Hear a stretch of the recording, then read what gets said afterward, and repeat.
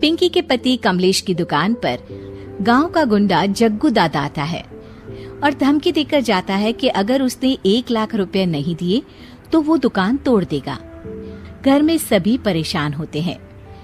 अरे सत्यानाश हो उस जग्गू का, अच्छा खासा लड़का था, पता नहीं क्यों गुंडागर्दी करने लगा, किसी की भी जमीन हड़प लेता है और अब हमारी दुकान के पीछे पड़ा है नास पीटा।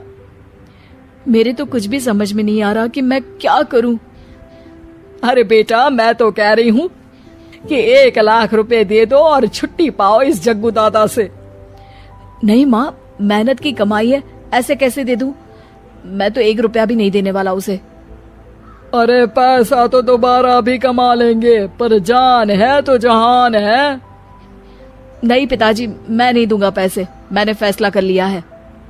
पिंकी कमरे में आकर सोचने लगती है, मेरे पति के ऊपर ये कैसी मुसीबत आ गई है। हे भगवान, क्या करूं मैं? तभी उसे जादुई पत्थर से आवाज सुनाई देती है, दन दना दन दन दन दन, जो चाहे वो तू बन। अरे हाँ, मैं भी कितनी भुलक्कड़ हूँ, मेरे पास तो जादुई पत्थर है। पर मैं क्या करूँ? जग्गू दादा तो बहुत बड़ा गुंडा है, उसका सामना मैं कैसे कर पाऊंगी? पर मुझे ये करना ही होगा। पिंकी प्लान बनाती है और उसे एक आइडिया आता है और वो आइडिया वो सबको बताती है। सुनिए, मेरे पास एक प्लान है, आप जग्गू दादा को पैसे देकर उन्हें घर पर खाने पर बुलाइए। सब ये सुनकर दंग रह जाते हैं। लो और सुनो, अरे वो तुम्हारे दूर के चाचा नहीं है जिसको खाने पर बुलाया जाए, जग्गू दादा है, इस गांव में सबसे अमीर और 1 नंबर का गुंडा। ओफो सासू माँ, मैं जो कह रही हूँ वो करके तो देखिए।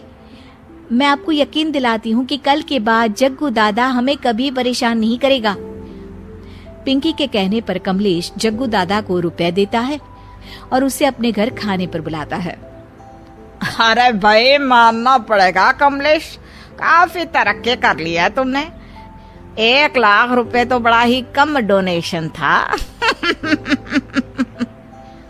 जग्गू दादा सोफे पर बैठता है और सबसे मिलने लगता है।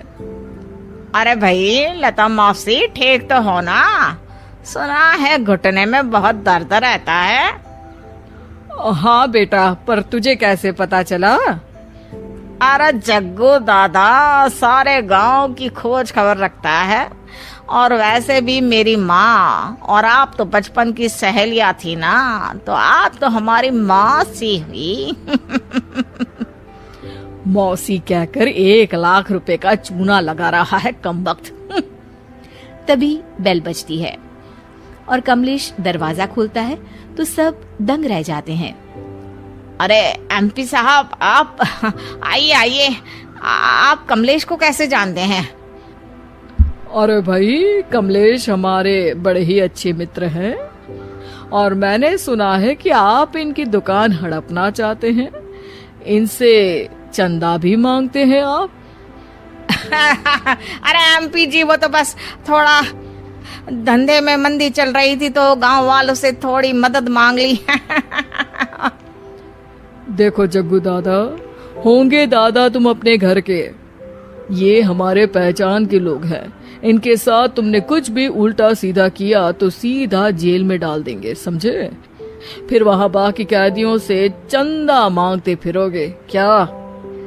जग्गू घबरा जाता है और वहां से जाने लगता है। जी जी एमपी जी, समझ गए, हम चलते हैं, हमें माफ कर दो कमलेश बाबू। अरे बेटा, खाना तो खा लेता। अरे जग्गू। जग्गू दादा को भागता देख एमपी के रूप में बदली पिंकी हंसने लगती है और सब एमपी के पास आते हैं और उनका धन्यवाद करते हैं। आपको कैसे पता चला एमपी साहब कि जग्गू हमें परेशान कर रहा था? आपकी बहू पिंकी है ना, बड़ी ही समझदार है, वो मेरे ऑफिस आई और मुझसे मदद मांगी। क्या पिंकी ने ये सब किया? पिंकी अपने रूप में वापस आ रही होती है। अच्छा, मैं चलता हूँ, मेरा मतलब है। अरे ऐसे कैसे, आप बिना खाना खाए नहीं जा सकते, आइए आइए। नहीं नहीं, फिर कभी मुझे जाने दीजिए। पिंकी भागती है।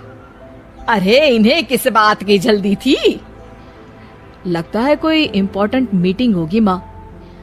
हाँ भाई, बड़े लोग हैं, दिन में कुछ ना कुछ चलता ही रहता है। लेकिन भगवान का शुक्र है कि आज बहू की वजह से सब सही हो गया। पर बहू है कहाँ? पिंकी घर से दूर भागते भागते अपने रूप में वापस आ जाती है। उफ, बाल बाल बच गई आज तो।